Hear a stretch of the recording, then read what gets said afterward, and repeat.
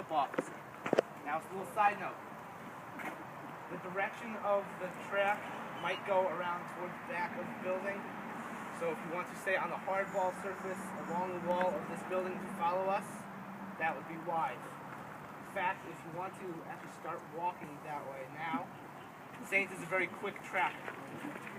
So if you can get ahead of him, that would be best. So Officer Fiegel and I pull up on scene. We find the car. Over here. We ensure that the car is clear. Typically, when someone drives a car, they're in the front left compartment. So what's going to happen is, besides the fly flying into my eye, Officer Fiegel is going to harness him up. Now, the reason that she's placing a harness on him is so that he's not getting pinched. You're going to see that when he gets on the scent, he's going to pull like the Dickens. All right? Just like the Huskies do up north. That Dickens line is going to be great on YouTube. Okay? So what's on this harness is just a very thick, padded leather harness that places most of the padding on his chest and then hooks the leash, what we call a long line, back here. Now, we were talking about scent before. What's going to happen is I set this, so I'm not going to get too involved. I don't want to mess up the track, so I'm going to make sure that the dog is in front, and me being the backup officer, I'm going to hang back. Now, typically, ideally what you want is you want two backup officers, but sometimes time and personnel, you can't have that.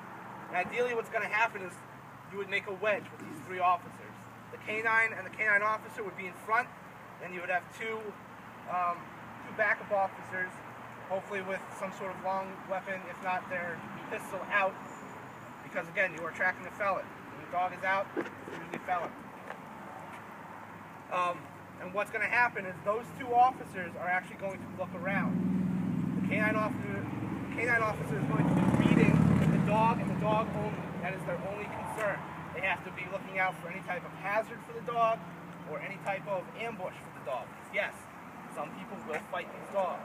And after you see him bite me, I don't understand how these people want to fight these dogs. So what these two officers are going to do, they're going to flank behind her, off of either side, and they're going to watch. Someone's on the right, they're going to watch from the 12 to the 6. On the right. The person on the left is going to watch from the 12 to 6 this way.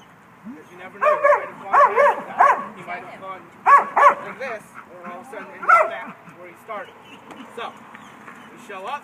Officer Fiegel is going to start the track, and I would get all the, what the guy looked like, I'd get all the specifics before I even started my track. It's for safety purposes for myself and for the dog and my backup guys. So what I do is, I need a decent sized area because we call it casting. We just don't take the dog up and say, find him. I don't know, he could have started here, he could have started there, he could have started up there, so what I do is I cast him. A big, long cast, and somewhere in that cast, hopefully he picks up on the scent. What I may do is, because there's a car involved, there's a lot of odor in that car, I may bring the dog up there and then cast him from the car. Any questions with that? Because now the bad guy, he's sweating and all that, he's been sitting in that car that, drives the car all the time. So that's a perfect tool to use for an article for the dog. Any questions? Now, because I laid this track, I was calm. All right? Like we said before, they can smell your fear.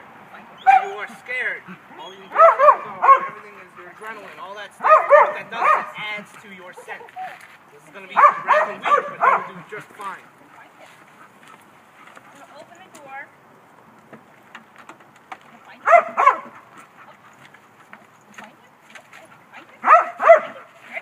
He already wants to go. Keep in mind, it's not going to be in a straight line. I did walk in a straight line, however, there have been other animals that have walked through the track. There's been different types of weather, i.e. it could be rain, it could be snow, it could be wind. Good. Watch the dog. Go ahead and start moving down that way. I am behind her. I am only one officer, so therefore I'm watching 360. I'm watching up, I'm watching down, I'm watching left, I'm watching right. The more he keeps his nose to the ground, the more he's on the scent. Yep.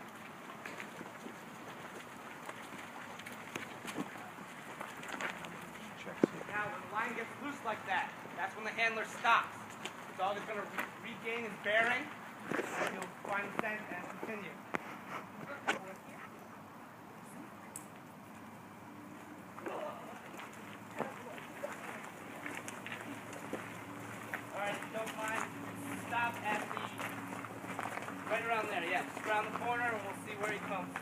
guys want to move up?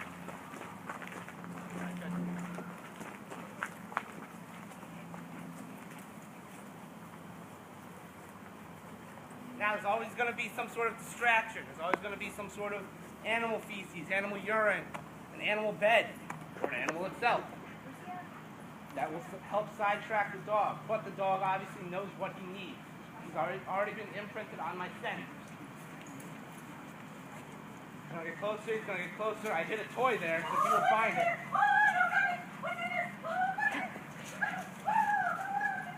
He knows it's there. He's looking for it. He's looking for it. Alright. Now see, he's got his toy. Obviously, if he was looking for me, he'd find me. He'd bite me. Alright? But what I did was, what we call bacon. Alright? I've had this toy since earlier today. And I had my scent on it. I spit on it. I wiped my hands on it. That's got my scent all day on this. Okay? So what I do as the decoy, because A, we want him to look good for you guys, and B, he's still in training, I wipe my feet. Alright? And what that does is it drops more scent, and it makes it a little solid. It gives it a solid bond to the ground. Okay? So if he came around, I believe someone said that they might have seen deer earlier walking around here. That could have thrown him off. He's a natural predator, so he's going to go for anything. But he stayed on the scent, found his toy, found the bad guy. All right. Now what I do is, after the track, it's play with the dog. I immediately try to get this harness off of him. He should only associate this harness with tracking. No other kind of work, not drug work, not anything. He will never go back to the car in the harness. The game is over, he's got his toy, he'll carry the toy out. Now, if it's a bite in the real world, I always carry a toy in my pocket. We will never, if it's a true bite in the real world, you're never going to hear me go, stand still, out, spot. I'm going to be choking the dog off. There's going to be screaming, there's going to be stop resisting, the dog's not going to listen to me. So what I do is I choke, he's not actually being choked, but I grab him by his collar, I get him up like this, I say, out! And that's what's going to happen. Then I would flip him a ball or something, and once the suspect was contained, we'd run him to the car. So again, this comes off immediately after we've finished our track. You should only associate it with tracking. His nose was good. He likes the air scent a little bit, which is fine, because if the bad guy is hiding there, once he picks up his head, I know that bad guy's over there. I'm going to tell my backup officers, he's got him. At that point, we'd make the determination, the suspect's not compliant, send the dog in. I'll give a warning, we send the dog in, he gets the bite. If the bad guy is compliant, he'll come out, get on the ground, we'll keep the dog on him, and hopefully we make a good arrest without a bite. The bite's the last thing I want to do in the world. I don't want to injure somebody, but if somebody, God forbid, hurts somebody else, then by all means it's on. The dog is going to get you. That's what he's here for. He's here to protect us, protect the children, protect everybody. So, and they're very effective. I don't want to get bit through a sleeve, it hurts, your hand swells up. I don't want to mess with the dog. I'd rather mess with the taser than mess with the dog. So, he's got good tracking abilities. Today, nice little track. I'm sweating, I didn't even go that far. You have to be in physical shape to do this kind of work. If you're not in physical shape, the dog's just going to roll all over you. So, this is only a 76-pound dog. Any questions with the track? Yeah. Did I miss something? Oh, no, he'll get them. What are we doing now? We gotta get back over the You want to do it here? No, I mean from there. He went and got the toy. Because he's following the footsteps. So So he knows whether to find a person or... Yeah, because I keep him on that track. I tell him the zook, and it's a toy. He knew the toy was at the end. That's the end of the track. They know when it stops. Officer Hayes stopped the track. He hops out, so he creates... there's no footprints, and the dog knows it's done and over with. Sometimes what we'll do is we'll do two people. I'll take with the commissioner, I'll take him and myself. I'll leave the commissioner's hat somewhere, and the commissioner and I will walk side by side. We'll go hide somewhere. We want the dog to track the commissioner, so we have him hit on that hat. He will not even follow my footprints. He'll stay right on the commissioner's hat and follow to find the commissioner. So. Will he bite him? Will he bite him? You want to bite him? No. He just met me. I'm really a good guy. So, tracking, I love it. We do a lot of tracking here in Newtown, as well as we do a lot of narcotic work. I love it. We don't have a dog that can track, and we need to get rid of him and get another dog. But this is all we do. We train, we track, we do narcotics. And he's going to be very good at it. So, any questions with that? No? Then we save the best for last.